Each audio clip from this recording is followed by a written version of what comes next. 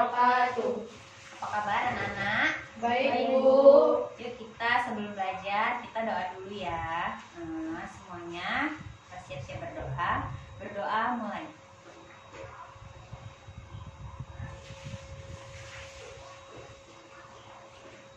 Berdoa selesai.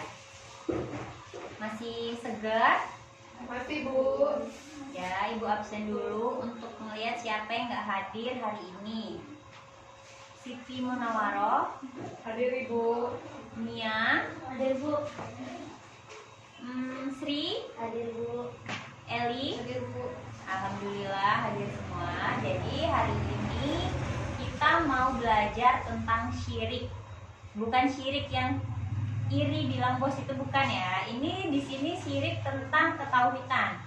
Jadi syirik di sini adalah menyekutukan Allah. Tahu kan? Sudah pernah dengar?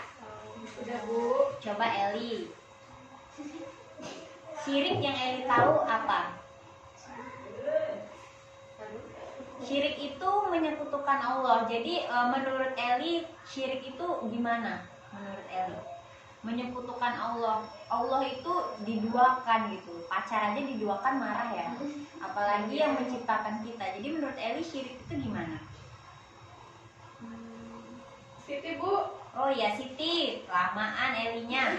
Ayo Mbak Siti. Menyebutkan Allah berarti kita nggak menyembah, Bu. Kita menyembah selain Allah. Iya benar sekali Jan. Contohnya ya, Bu. Oh iya, Menyembah boleh. patung. Menyembah patung. Ada tuh Bu itu. Iya. Menyembah matahari. Menyembah matahari.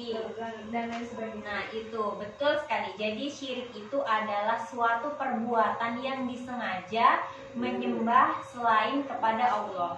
Kita kan sebagai muslim Tuhan kita hanya satu ya. Allah itu sudah kita sering ucapkan dalam kalimat tauhid ya. La ilaha illallah Muhammadur Rasulullah. Tidak ada Tuhan selain Allah. Jadi kenapa ada kata-kata syirik ini?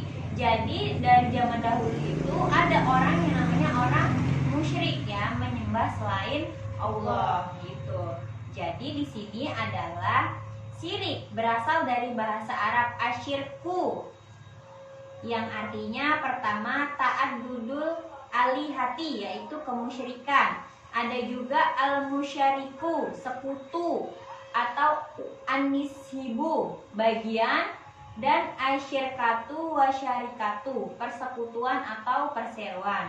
Secara istilah syirik adalah perbuatan, anggapan atau itikat menyekutukan Allah Subhanahu wa taala dengan yang lain seakan-akan ada yang maha kuasa di samping Allah Subhanahu wa taala. Orang yang menyekutukan Allah disebut musyrik, benar sekali. Di sini ada macam-macam syirik. Jadi syirik itu terbagi menjadi dua. Ada syirik besar dan ada syirik kecil. Coba syirik besar itu apa? Kata lainnya. Syirik akbar, Bu. Syirik akbar, benar. Syirik akbar itu adalah syirik besar. Syirik yang secara terang-terangan dilakukan oleh seseorang. Gitu. Kemudian ada syirik apa lagi yang kedua? Syirik kecil, apa itu? Syirik asghar. Syirik asghar, benar. Syirik asghar ini tersirat dari perilaku seseorang. Jadi syirik akbar itu apa sih? Syirik akbar itu adalah melakukan perbuatan yang jelas-jelas menganggap ada Tuhan selain Allah. Contohnya yang dicontohkan Siti tadi adalah contoh syirik akbar yang terang-terangan gitu, menyembah pohon, berdoa di kuburan, itu kan meminta selain kepada Allah gitu. Mungkin tujuannya meminta kepada Allah, tapi dia mensiasatinya dengan menyembah kuburan gitu atau benda-benda mati. Misalnya kita percaya ada orang ya zaman dahulu atau sekarang kita jumpai banyak sekali menyembah yang namanya batu misalnya. Terus dia punya benda misalnya cincin, apa itu orang yang tua-tua itu batu aki ya. Dipuja-puja, cincin delima apa, dipercayai bahwa itu memiliki kekuatan gaib yang bisa mendatangkan keberkahan, yang bisa menolong dari segala macam keburukan. Jadi dia menganggap cincin ini memiliki kekuatan melebihi apapun. Padahal itu semua kekuatan berasal dari Allah Subhanahu wa taala. Jadi tidak ada hal apapun yang menandingi. Nah, kemudian orang musyrik ini tadi mempercayakan bahwasanya ada kekuatan yang lebih baik dari Allah gitu. Itu namanya syirik akbar. Kemudian ada nih syirik asghar. Ialah perbuatan yang secara tersirat mengandung pengakuan ada yang kuasa di samping Allah. Misalnya kita sakit nih ya, kita sakit. Terus ke dokter, sakit patah tulang. Sembuh ya, sembuh nih anak kita, apa saudara kita.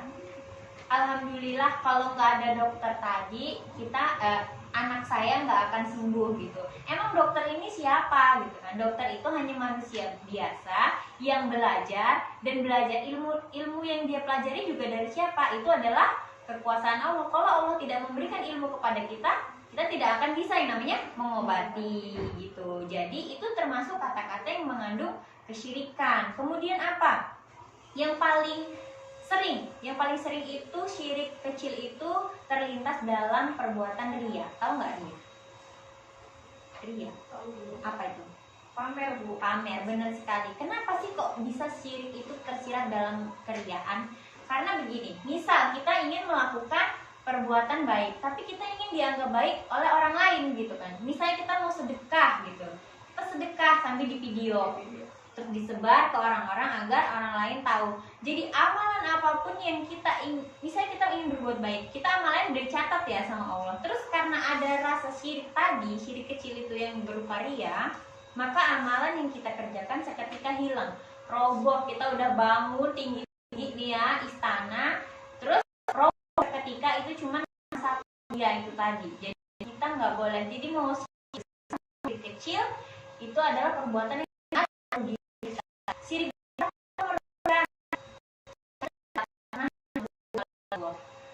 apalagi sampai kita meninggal nanti kita masih menyembah selain Allah, itu maka dosa kita tidak akan pernah diampuni kecuali kita sudah sadar bahwa itu perbuatan yang buruk. Nah itu Allah insya Allah akan mengampuni gitu. Tapi kalau sampai kita tutup usia masih menyembah selain Allah, maka wallahu alam, karena sudah dijelaskan perbuatan syirik adalah dosa yang paling besar yang tidak terampuni gitu.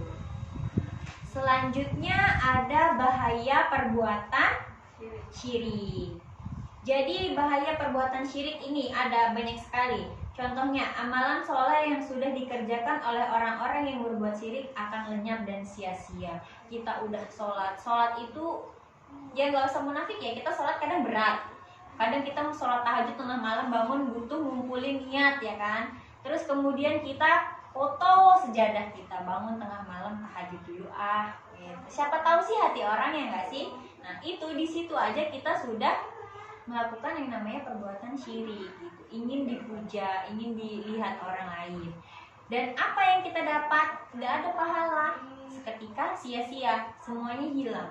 Kemudian orang-orang musyrik benar-benar melakukan kezoliman yang sangat besar. Ini adalah dosa yang paling besar, yang nomor 1, tidak terampuni. Ancamannya apa? Tentu saja masuk neraka. Kemudian akan masuk ke dalam neraka jahanam.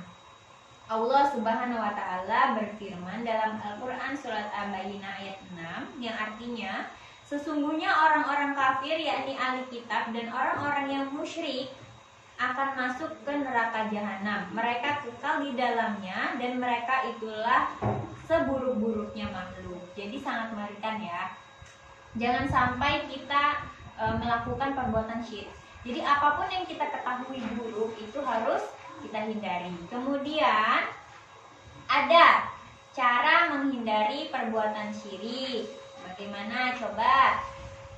Sri, itu sudah ada teksnya. Coba gimana? Yang A. Selalu menegakkan sholat karena dengan melakukan sholat yang benar akan terhindar dari perbuatan keji dan munkar. Benar, selalu menegakkan sholat. Karena sholat itu adalah tiang agama. Semakin baik kita mengerjakan sholat, semakin sholat kita itu berkualitas. Berkualitas itu contohnya seperti apa? Misal kita sudah bisa sholat nih dari usia sekarang, tapi kita sudah merasa puas gitu. Oh, sholat aku udah yang paling benar dari antara yang lain gitu. Kita tidak pernah memperbaiki. Apakah seperti ini yang benar? Apakah memang bacaan kita sini sudah bagus? Nah, kita tuh harus meningkatkan kualitas sholat kita, kekhusyuan kita gitu. Jadi misalnya kecil ya, namanya kita masih diajarin ya, mungkin masih biasa-biasa aja. Semakin besar, misalnya kita punya guru, tanya, Bu, saya sholatnya seperti ini, apakah benar? Gitu. Misalnya, oh ini gini. Nah, kita ikutin yang baik-baik itu. Insya Allah sholat kita semakin baik. Maka semakin baik sholat kita, maka semua amalan yang kita kerjakan semakin baik. Terus yang B, coba dibaca Eli. Selalu berusaha meningkatkan ketakwaan kepada Allah, karena dengan begitu Allah akan selalu diberikan jalan keluar terhadap segala masalah yang dihadapi. Nah, meningkatkan ketakwaan itu contohnya seperti apa? Kan banyak nih. Yang pertama tadi dengan sholat, kemudian apalagi meningkatkan ketakwaan. Mengaji, benar sekali. Terus kemudian bersedekah bisa juga, karena bersedekah, kita kan kadang bersedekah didoain ya sama orang. Nah, mungkin dengan doa itu mungkin kita bisa menjadi lebih baik lagi gitu. Yang ketiga, baca Siti. Selalu berusaha melatih diri untuk senantiasa ingat bahwa syirik itu adalah dosa yang paling besar di antara dosa-dosa yang ada dan tidak akan diampuni oleh Allah SWT. Jika kita selalu berada di dalam kesadaran bahwa syirik itu akan menyeret pelakunya ke neraka, maka kita akan berusaha menghindari perbuatan syirik tersebut. Iya, jadi itu gimana maksudnya? Kita harus melatih untuk senantiasa ingat bahwa syirik itu adalah dosa yang paling besar. Gimana itu? Ya itu, Bu. Kita harus gimana? Selalu ingat, Bu, biar kita nggak jadi melakukan perbuatan hal tersebut. Dengan kita mengingat bahwa oh ini nanti ini jadinya syirik, Iya, Bu. pahala kita akan hilang. Dosa besar. Nah, gitu. Terus yang D dibacanya, ayo. Sampai titik aja tuh. Selalu mengingat Allah dimanapun berada. Selalu mengingat Allah dimanapun berada. Dimanapun kita berada selalu mengingat Allah. Dengan begitu kita tuh menunjukkan bahwa kita itu takut kepada Allah gitu kan. Kita mengikuti segala perintah yang Allah berikan gitu. Jadi di sini Ibu sudah menerangkan tentang syirik ya kan. Ada yang ingin ditanyakan? Tidak ada yang ingin bertanya? Kalau gitu dua orang kasih contoh syirik besar. Ini syirik besar dan ini syirik kecil. Tadi kan contohnya riya. Riya itu banyak loh, ada dalam sholat, ada dalam apa. Nah, kalau syirik besar apa contohnya? Misalnya orang ngapain? Ke sungai misalnya, bawa sesajen, itu kan kelihatan syirik besarnya. Coba cari contoh, Ibu kasih waktu 3 menit. Ini dua ini kasih contoh syirik besar, syirik akbar, ini syirik asghar, berdua diskusi mulai dari sekarang, cepat. Sekarang sudah jam 14.44, nanti jam 14.48 Ibu akan minta. Ayo cepat, diskusi berdua. Syirik kecil, syirik kecil itu terlintas dalam riya, ada banyak. Kalau ada HP bisa di searching, nggak apa-apa. Yang ada nih syirik besar, contohnya. Diskusi ya, jadi nanti saling membantu kalian jawabannya. Kalau ada yang kurang, ya kita ya bisa didiskusikan. Jadi bukan satu orang satu jawaban ya, kalian itu satu. Kalian itu berdua harus bekerja sama. Ini membangun kekompakan. Di searching boleh, kita sekolah boleh bawa HP gunanya untuk mencari yang seperti itu. Sekarang sudah kurikulum 2013, Ibu nggak apa-apa kok bawa HP. Kalian bawa HP, asal kalau Ibu menerangkan, kalian tidak boleh memainkannya, nggak boleh chattingan sama temennya, nggak boleh searching meme di Instagram, nggak boleh. Udah dapat belum? 2 menit lagi, yuk dipikirin cara jawabnya gimana, menjabarkannya gimana, biar Ibu ngerti kalian ini udah paham apa belum gitu. Udah siap belum? Dipahami kata-katanya ya.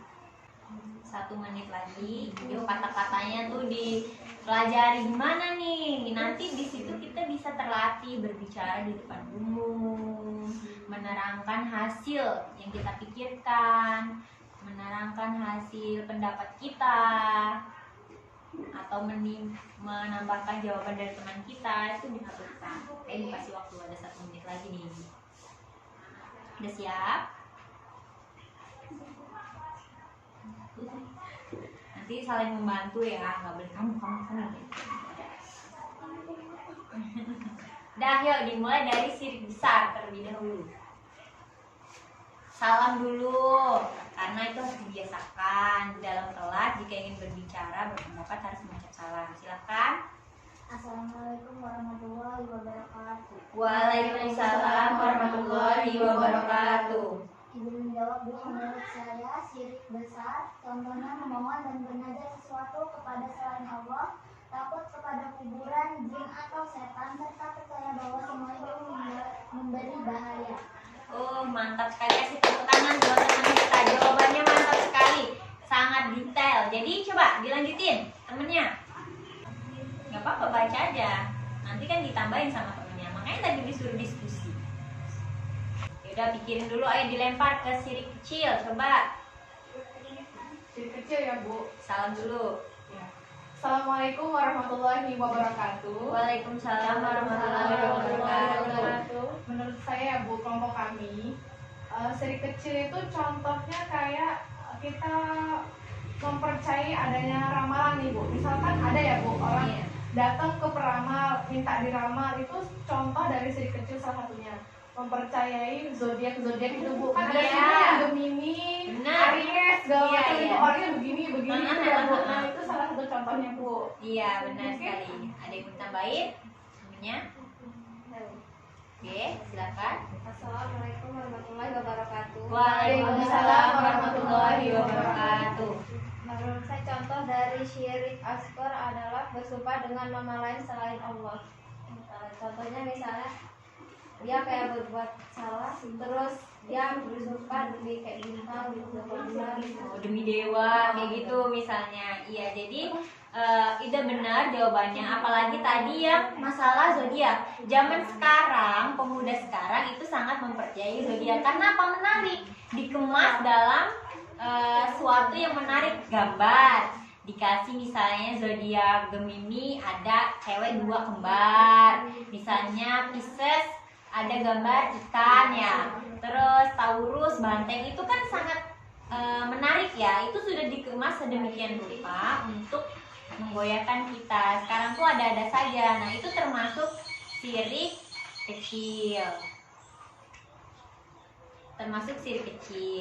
Nah, jadi hal itu yang membuat ketawitan kita terkadang menjadi goyah. Apalagi kita orang yang malas beribadah gitu. Dengan adanya kayak gitu kita senang. Oh, ini katanya begini. Biasanya kan, Bu, sifatnya itu kalau Iya. Aries tuh, Bu, suka cuek Itu udah senang kita Iya, dibunuhin Bu. kayak gitu. Itu jangan dipercaya. Jadi percayalah hanya pada Allah gitu. Ayo kembali ke syirik besar. Gimana? Coba jelasin, tadi udah ada nih syirik kecil.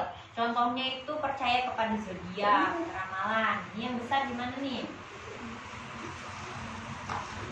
Contoh syirik besar adalah syirik doa, yaitu di samping dia berdoa kepada Allah Subhanahu wa Ta'ala, ia juga berdoa kepada selainnya.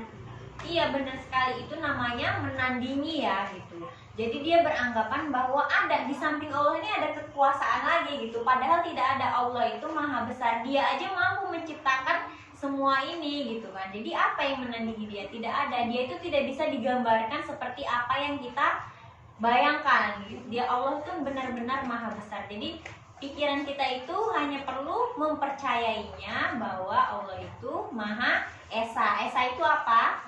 Satu, tidak akan pernah ada duanya. Jadi sudah paham sampai sini mengenai syirik?